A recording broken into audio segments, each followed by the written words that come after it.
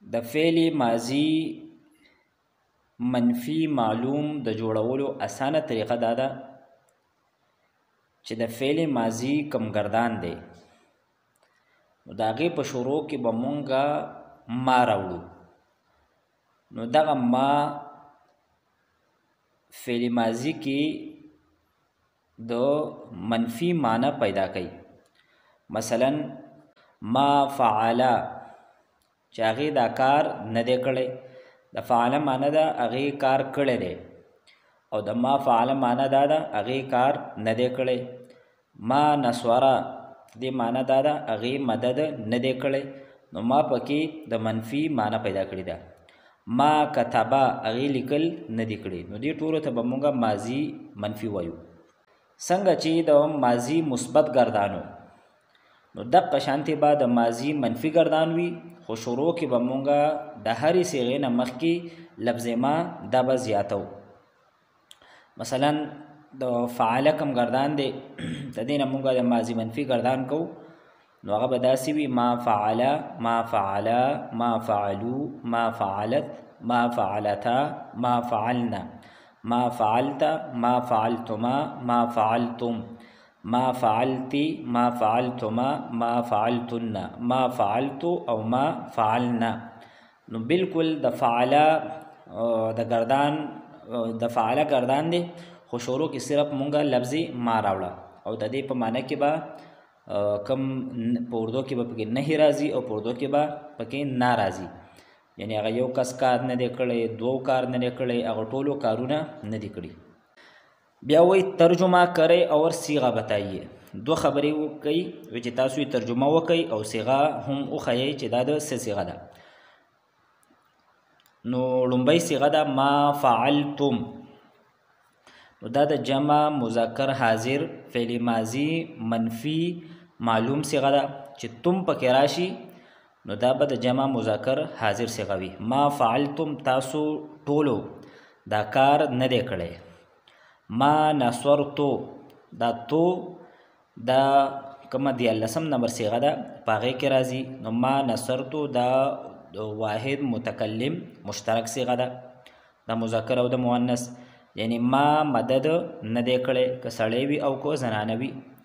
ما کتبتو تدقې شانتې ده ما لیکل نه دی کړي. ما دخلا چې د تا نه بغیر الف راشي، نو دا به د تثنیه مذکر غایب فعل ماضی صیغه ده، او ما د وجې نه ده منفي ده. ما دخلا هغه دو کسان نه دي داخل شوي، او ما دخلو دا د جمع مذکر غایب صیغه ده، هغه ټول کسان نه دي داخل شوي. او ما نصورنا دا د جمع متکلم مشترک صیغه ده، تثنیه و جمع مشترک د مذکر او د مؤنث په منځ کې. یعنی مونږه دو سړو یا دو زنانو یا ټولو سړو یا ټولو زنانو مدد نه دی کړی. ما فعلتو دا د واحد متکلم صیغه ده، یعنی ما کار نه دی کړی. ما کتبنا دا د جمع متکلم صیغه ده، یعنی مونږه لیکل نه دی کړي. ما فعلتا دا د تثنیه مؤنث غایب صیغه ده، یعنی هغه دو زنانو کار نه دی کړی. ما فتحتما تاسو دو زنانو یا دو سړو کلا وهل نه دی کړي. توما فتحتما دا د تثنیه مذکر غایب صیغه هم کېدی شي، د حاضر صیغه هم کېدی شي، او د تثنیه مؤنث حاضر صیغه هم کېدی شي. او ما نصورتو دا 14 نمبر صیغه ده د واحد متکلم، یعنی ما مدد نه دی کړی. اوس وایي د سلائڈ نمبر 66 کې درجه ذیل جملوں کی عربی بنائیے. د اردو جملې دي او تاسو ته عربي جوړ کړئ. میں نے نہیں لکھا، نو تدې ترجمه بشي ما کتبتو، ما کتبتو. ان عورتوں نے نہیں سنا، سنا د پاره لفظ راځي سمعا، او دا چونکی د جمع مؤنث غایب صیغه ده، ځکه چې موږ دا ویلو چې دا اون دا د غایب د پاره راځي، نو دا بشي ما سمعنا، ما سمعنا. ان سب عورتوں نے مدد نہیں کی دغه صیغه ده، خو صرف په دې کې د مدد لفظ راغلی دی او مدد د پاره عربی کې لفظ استعمالیږي نسوارا، نو دا بشي ما نسورنا. तुम सब औरतें नहीं बैठे. نو तुम دا د حاضر لپاره راځي، نو دا د جمع مؤنث حاضر صيغه او د کېناستلو لپاره په عربی کې لفظ استعمالیږي جلسه. نو دا بشي ما جلستن. ما جلستن. तुम सब मर्द नहीं बैठे. نو دا د جمع مذکر حاضر فعل ماضی منفی معلوم صيغه ده. نو دا بشي ما جلستم. دا بر دے ما جلستن او دا بشی ما جلستم. तुम सब मर्दों ने नहीं जाना. د جانا د پاره لفظ راځي علما. نو دا بشی ما علمتم. ما علمتم. इन दो मर्दों ने नहीं पहना. دا غستلو د پاره لفظ راځي لبسا. نو इन दो मर्दों نو دا د تثنیه مذکر غائب صيغه ده.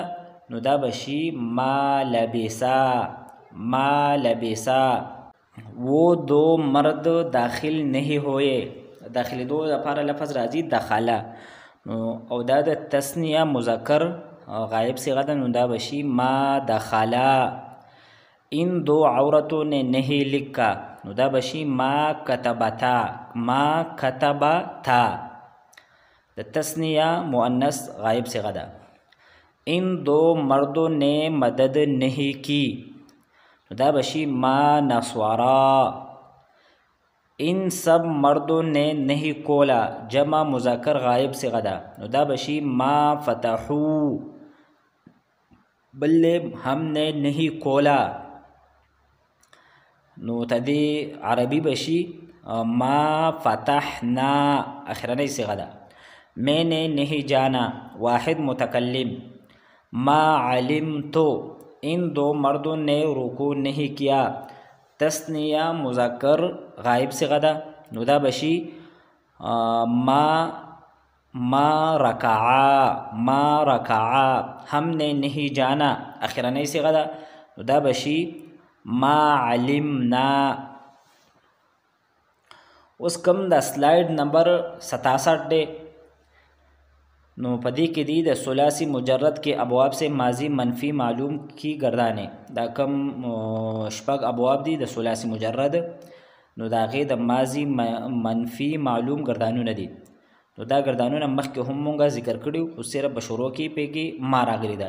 یعنی ما ضربا ما ضربا ما ضربو د اخره پورې د قشند ما فتحا ما نصورا ما سمعا ما حسبا او ما شروفا. اوس راځو مونږه د فعل ماضی مجهول له. نو دلته لومبۍ کومه خبره چې کړې ده نو هغه د فعل مجهول تعریف کړی دی او دا مخکې مونږه ذکر کړی چې یو فعل معلوم دی او بل فعل مجهول دی. فعل معلوم هغه ته وایي چې په هغې کې د فعل نسبت فاعل ته شوی او فعل مجهول هغه ته وایي چې په هغې کې د فعل نسبت مفعول طرف ته شوی. مثلا ضرب زیدون. زید وال کړی دی. نو په دې کې د ضرب د والو نسبت زید ته شوی دی او زید چونکه فاعل دی لہذا دا ضرب دا به فعل معلوم وي.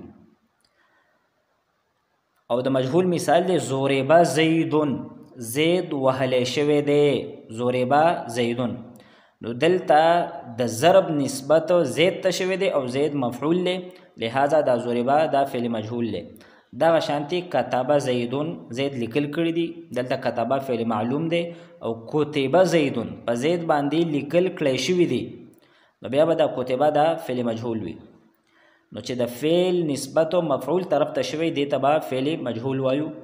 نو چونکې په فعل مجهول کې د فاعل په ځای باندې مفعول راځي نو دی مفعول ته به مونږه نائب فاعل وایو.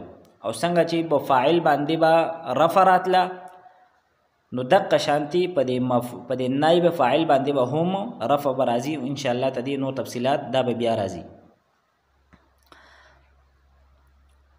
دلته به مونږه دا قانون هم ذکر کوو چې مونږ به د ماضی معلوم نه ماضی مجهول دا به څنګه جوړو.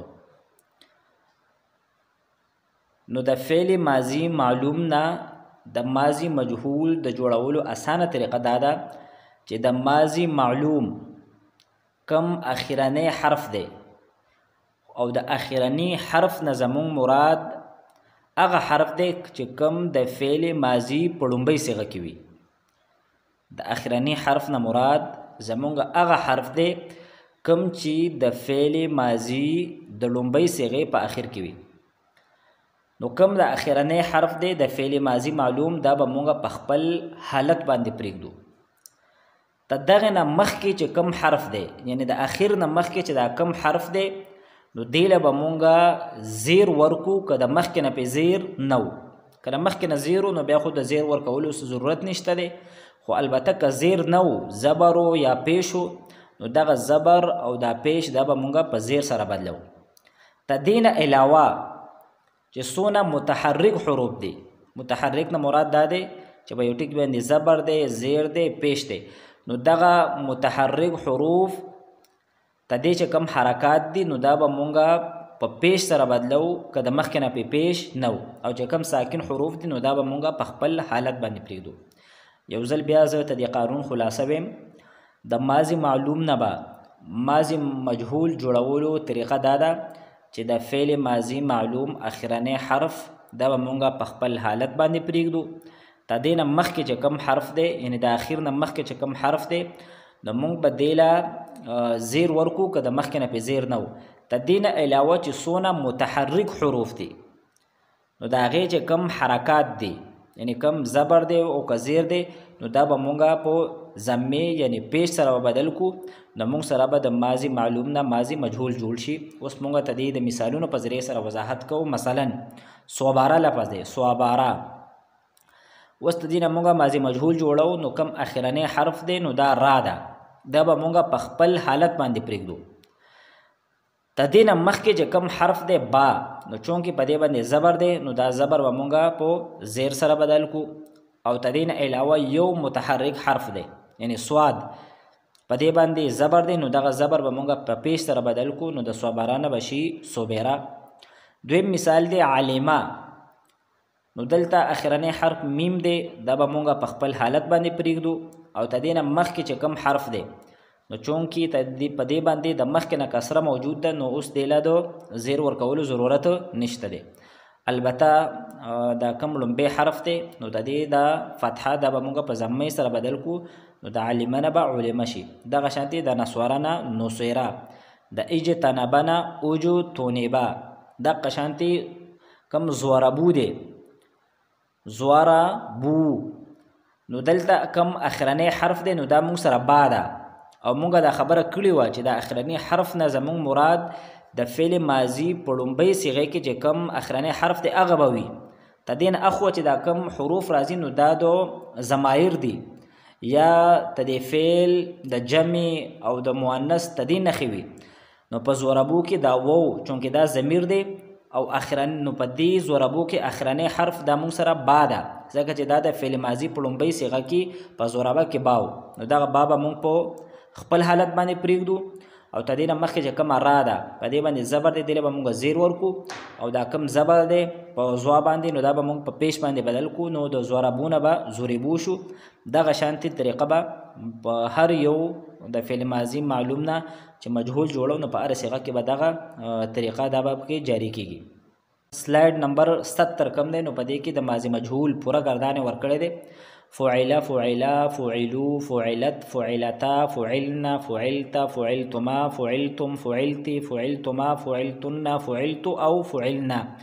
نو کومه وګورو نو په دې ټولو ګردان کې کم اخرنی حرف مونږ سره دی د ماضي نو هغه لام دی نو دا به مونږه چې څنګه په معلوم کې او هغه شانتي به مونږه په مجهول کې هم پرېږدو. یعنی په لومبۍ دوو صيغو کې په لام باندې زبر دی په دریم کې بیا په لام باندې په معلوم کې هم پیش دی او په مجهول کې به هم پیش وي. بیا په څلورم صيغه کې په معلوم کې هم زبر دی او په مجهول کې هم زبر دی.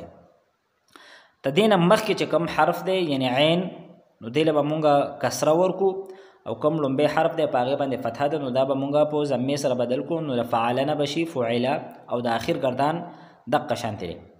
او دا خبره هم مخکې مونږه ذکر کړې وه چې به ثلاثي مجرد د فعل ماضی کم ګردانونه دي نو هغه په درې وزنونو باندې راځي، یا به د فعل په وزنی، یا به د فاعل په وزنی، او یا به د فعول په وزنی.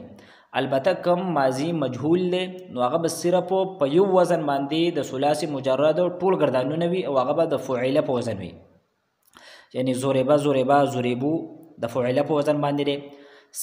سمعان به سمعا شي، سمعا سمعا سمعو سمعت د اخره پورې د فعل په وزن باندې دی. شرفانه به شي شرفا شرفا شرفو شرفت شرباتا شرفنا د فعل په وزن باندې دی. دغه شانتې د حسبانه به شي حسبا حسبا حسبو د اخره پورې. نو د ثلاثي مجرد د فعل ماضی مجهول چې څومره ګردانونه دي نو هغه ټول ته د فعل په وزن باندې دي. نو چې صرف مونږه د فعل یو ګردان یاد کو نو دا ټول ګردانونه دا به مونږ ته د الله په توفیق او په فضل سره دا به یاد شي.